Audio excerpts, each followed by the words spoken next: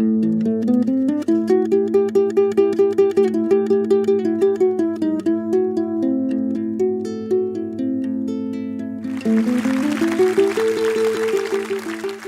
15 February 1964, in the middle of the Indian Ocean, a place called Banhos, situated in the Chagos archipelago, I was born. Life was very peaceful, and everyone worked in copra industries. We have our own house, we have our culture, we have our tradition, and we all live as one family. It was a very wonderful and peaceful place. In 1968, my sister Noélie, who was 1.5 years, had been hurt by a wheel cart. When my mom go to the dispensary in Banhos, she had been told by the nurse that she had to travel to Mauritius to have better treatment for my sister. Both mom and dad decided to go to Mauritius to have treatment for my sister, but in a view to return back to Chagos, because all our belongings we have left on Chagos. It was a decision taken by both my mom and my dad. In 1968, we traveled to Mauritius. Arriving in Mauritius, my sister was admitted in the hospital. And fortunately, 3 months after, my sister passed away. When mom and dad decided to return, I remember I was with my mom, going to an office in the center of Port Louis, where we go to register our name to return back to Chagos. And I still remember the key of the padlock was in the pocket of my father. When my mom asked the officer that we want to return now, and she had been told by the officer that it would be impossible for her to return because the island had been given to America to build a US military base. It was a shock for my family to face this kind of life, facing with problems like drugs, alcohol, and prostitution, even jobless and bad education. We were forcibly tried to live on our birthplace, but unfortunately, we cannot. I remember my father got a stroke, and suddenly my mom had to work in 5 different places in order to feed the family. My sister worked as babysitter, and we were still at primary school. After school hours, we have to go to the cemetery to sell water. Life was very difficult for us to face this because the main job which exists on Chagos did not exist in Mauritius. In 1973, the last group of Sagosians were forcibly removed from Chagos in order to make place for a US military base. We do understand that it was a plan for both governments, UK and US, to remove all the inhabitants of Chagos in order to make place for a US military base. Arriving in Mauritius, many were dumped in the slum of Port Louis. I still remember that some have to stay 3 days on the harbor. But the Sagosian women was very strong. They want their voice to be heard. They cannot accept that their children go to bed without having anything to eat. They started by demonstration, anger strike, get arrested with policemen, but they never give up because they want to express the message to the world because life was very wonderful there. In 1983, we create Chagos Refugees Group with the main objective to work for the welfare of Sagosian community and to encourage our youngs to have a better education. In 1990, I was invited by UNDP in a seminar. I still remember the focus was on Universal Declaration of Human Rights.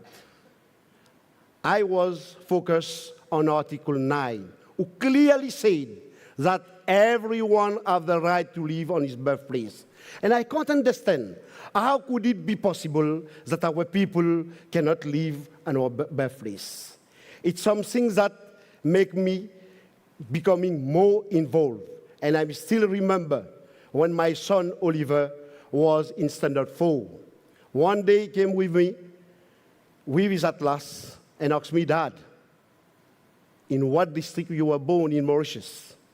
I said, "Unfortunately, I'm not born in Mauritius." He said, "No, you should born in one of the districts of Mauritius, maybe Port Louis or Flag." I said, "No, I was born in Paros Banhos."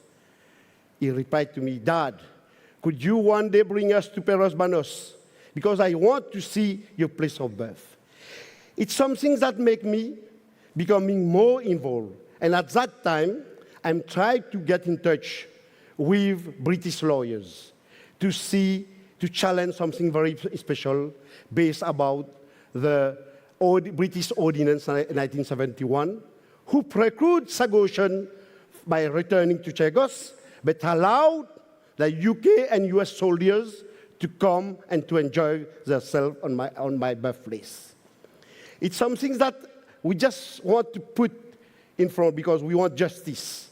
We come with evidence, and at the same time, we discover all kinds of friction that they create to say with all the declassified paper, we do understand that they describe us as Tarzan and Men on Friday, and even contractual workers. With all the evidence, because we have been living there for more than 5 generations. How could we be considered like that? And in a judgment on 3rd November 2000, the judge's conclusion was, what had been done to us is unlawful. And the judge said that we are belongers. At that time, the UK government did not make appeal. They accept the judgment, but unfortunately they came with a new law in 2004. The so-called Her Majesty, who's supposed to protect the right of all citizens, she's punished our right from returning to our birthplace because she returned the law as it was in the beginning. That means that we are away from our place, whereas other people can still work and live on our birthplace. We never give up. We continue with all cases in High Court of Justice and in Supreme Court until 2010. They came with another obstacle to say that they want to declare Chagos as the largest marine protected area. And they want to protect the shark, but forget about human being. It's something that we want to challenge, and we challenge it. And even WikiLeaks revealed that is a plan of UK government and US government to prevent our people to return to Chagos, to return and live in Chagos. Because Chagos is not good for us, but it's good for others. In 2014, with all the pressure we have put on the British government, it finally came with a feasibility studies. We participate in that because we put pressure, and the conclusion that they decided to have KPMG who direct these feasibility studies. The feasibility studies was very clear to see whether it is feasible to let people live or not. And the conclusion of KPMG report was very clear to say that there is no legal barrier to prevent Chagosian to return to Chagos. Because in Diego Garcia, we have existing facilities. How could I accept, how could our people accept that in Diego Garcia, we have everything. We have foreigners, we have Filipinos, we have Sri Lankans, we have Singaporean, we have British, we have American, we have Mauritian, except we as native, we don't have access. It is unfair. It is why we decided never to give up. And then same year, in 2014, the Mauritian government decided to bring the issue at an international dimension. And we were together with Mauritian government because we want justice to be done. And the matter had been brought into the United Nations General Assembly. And 1 year after, a vote taking place on 22nd of June, where Mauritius got the support of 94 countries, and UK got 15. And the matter had been referred to the International Court of Justice. Our struggle continued. In the same year, the British government came with an offer of financial help, to say that we have the right to visit, but we don't have the right to stay. We said no. As far as concerns our dignity, as far as concerns our human rights, we will not accept it. And as it is now, we refuse categorically to accept the visit. We said that we were born on the island, we need to have the right to live on the island. Brothers and sisters, today, when we see how many people, refugees, leaving their countries to go to different parts of the world, to go to America, to go to Canada, to go to Europe, to go to Australia, looking for a safe place for their family. Why not Chagosian? How could it be possible that we as Chagosian could not be able to come and live freely on our birthplace? We all have the same color of blood. We are all human beings. How could we accept a government who's supposed to be a champion of human rights, who's supposed to give good example, but they themselves banish our fundamental rights? It's something that we want to let people know. We want to let the world know. We want to spread awareness among all the world to let know that there is something wrong done to our people.